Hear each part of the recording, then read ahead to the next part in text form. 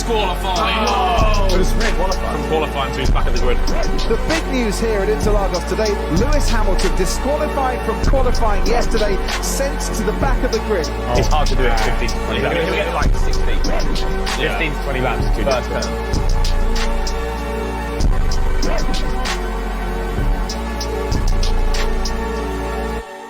Okay, Lewis, hammer time. He was 20th and last on the grid for the sprint. Here on lap 59 of the Grand Prix, he has gone from last all the way to first.